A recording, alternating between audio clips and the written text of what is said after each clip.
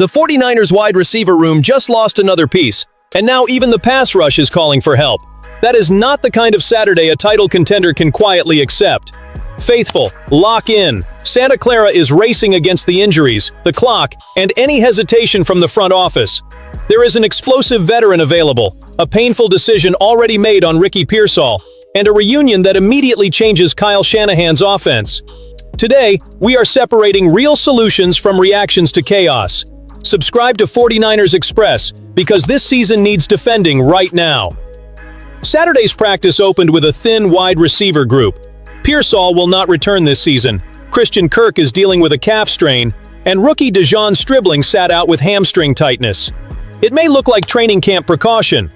That is exactly how a minor issue turns into lost weeks when a coaching staff tries to steal one rep and loses a player instead. The 49ers need to shut Stribling down now, bring him back only when fully healthy, and keep that tightness from becoming a strain. His absence creates room for Jordan Watkins, Jacob Cowing, and especially Wesley Grimes. The undrafted rookie has the bigger frame to slide into the F role and work as the Z opposite Mike Evans. Grimes was already viewed as a candidate to push for a roster spot, with the practice squad a realistic floor. He has now received something no prospect gets as a courtesy: volume. Every route becomes a test of trust, system command, and the ability to respond when the original plan falls apart. The scarier blow came on defense. Pass rusher Mikhail Kamara was carted off with an apparent leg or knee issue, according to Matt Barrows. Cam Sample was already out with a knee injury. Keon White and rookie Romello Height practiced, but there was still no update on their status. Nick Bosa has yet to practice, and Michael Williams remains on the PUP list. At a position built to attack in waves, the lack of available bodies is already threatening the entire logic of the rotation. I am not declaring the worst for Kamara based on one scene at practice. I am also not pretending his injury history is irrelevant. Season-ending injuries cost him the 2021 and 2022 college seasons, and he dealt with a torn shoulder labrum and multiple high ankle sprains across 6 years in college. San Francisco needs quick answers, patience with its young players, and an aggressive response to protect two units that are losing margin at the same time. That search for protection may not end at wide receiver. That is where Jonnu Smith enters the conversation. No negotiations have surfaced, but the fit is hard to ignore while George Kittle recovers from his Achilles injury on the active/PUP list. Smith has been available since Pittsburgh released him in March. At 30, he offers experience and an athletic profile Kyle Shanahan can turn into conflict for a defense. Jonnu entered the NFL as a third-round pick by the Titans, number 100 overall, in 2017 after playing at Florida International. He has played for Tennessee, New England, Atlanta, Miami, and Pittsburgh. That journey matters. He would not arrive in Santa Clara learning the league's speed or expectations. The challenge would be learning the offense, defining his role, and proving that his 2025 drop does not define what he can still offer. The statistical contrast is brutal. Smith earned his first Pro Bowl selection with Miami in 2024 after setting career highs with 88 catches, 884 yards, and 8 touchdowns. 1 year later in Pittsburgh, he dropped to 38 receptions, 222 yards, and 2 touchdowns. Those numbers kill any fantasy that this should be an automatic signing. They also create a market opportunity.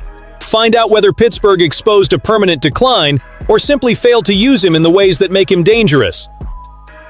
Jonnu's best work does not come from standing still next to the tackle. He can move before the snap, operate from the slot, appear in creative formations, and turn a short catch into yards after contact.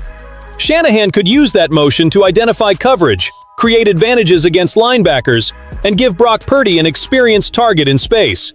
While Kittle is out, that would add a legitimate threat over the middle. Once Kittle returns, the two could share packages that force defenses to choose between size and speed. The debate has to be aggressive and smart. If the price and physical condition make sense, the 49ers should at least explore the possibility. This roster is showing why depth is not a luxury. It is the difference between preserving the offensive design and improvising out of desperation. Jonnu would not need to arrive as Kittle's replacement. He would need to arrive as a multiplier, somebody who can keep the offense dangerous now and remain useful later. The speculation makes sense because the need and the skill set line up. Turning that fit into a move would require the front office to decide whether this version of the veteran is worth the bet. But faithful, this is the part nobody should ignore.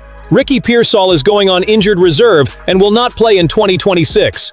John Lynch confirmed that the wide receiver will undergo PCL surgery, with recovery expected to take 6 to 12 months.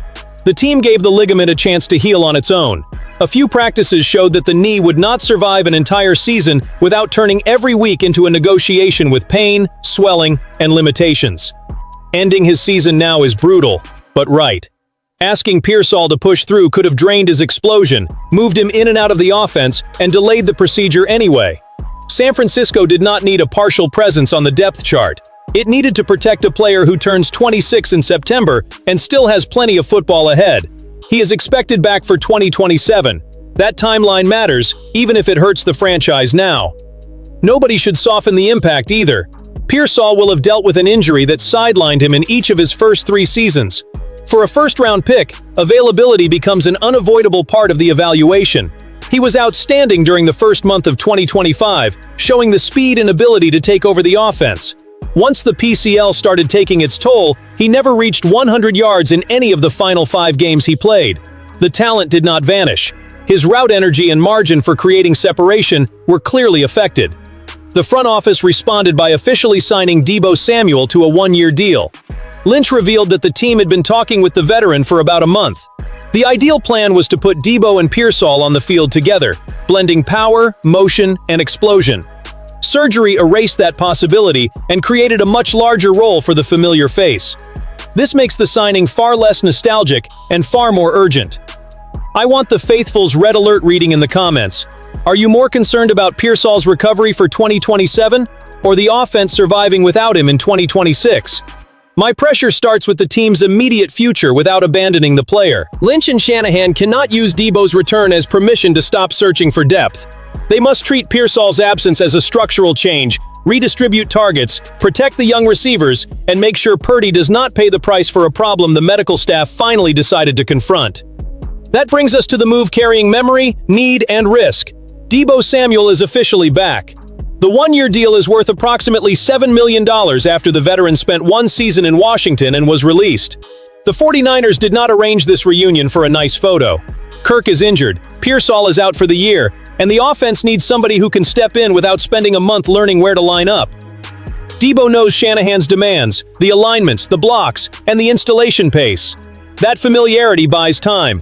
From his first practice, he can play receiver, work from the slot, come out of the backfield, and revive part of the wide back concept that forced defenses to reveal their intentions before the snap. Removing that early learning curve has real value. Defending the signing does not mean recreating 2021. Deebo exploded for 1,405 receiving yards, 365 rushing yards, and 14 total touchdowns that season. His production has fallen since, and he has not returned to the 890 receiving yards he recorded in 2023. Anyone demanding the monster from 5 years ago is using the wrong standard. San Francisco needs concentrated efficiency. Deebo must break the first tackle, turn motion into hesitation, block with purpose, and give Purdy a physical answer when space disappears. His time with the Commanders showed he can contribute away from the 49ers. Back in the environment that understands him best, the challenge is converting familiarity into impact without overloading a body that has absorbed punishment. The room has changed too. Mike Evans arrived in free agency, Christian Kirk was signed, and Stribling came in as a second-round pick. Deebo joins an injured group still searching for its hierarchy. That requires humility to accept a different role and ferocity to take on more when needed. His off-season training videos encourage, but social media does not convert third downs. The answer must show up on the field. The short contract cuts through illusion and raises the pressure. If Deebo is healthy and still turns ordinary touches into violent plays, Shanahan gets a piece that changes calls without dominating targets. If the decline is greater than familiarity can hide, the deal does not trap the roster. My read is firm. This is not a tribute to the past. It is an emergency assignment built to protect the present. Deebo does not need to repeat his peak. He needs to change how defenses behave and carry responsibility when the window tightens. The reunion only works if that familiar energy returns with availability, discipline, and production. The name brings excitement. The role makes sense. The field will decide whether the 49ers' urgency found the right answer. The 49ers leave this Saturday with less margin and no excuses. Stribling needs protection. Kamara needs medical answers. Jonnu Smith deserves a call if the conditions make sense, and Pearsall is beginning a recovery that cannot be rushed. Deebo is back because the present demands action, not ceremony. This season will be judged by how quickly San Francisco turns losses into solutions before the NFC identifies where to attack. Faithful, let me know where you stand. What will John Lynch do next to keep this wave of injuries from limiting the offense? Respond, hit like, and subscribe to 49ers Express. Around here, pressure becomes daily accountability.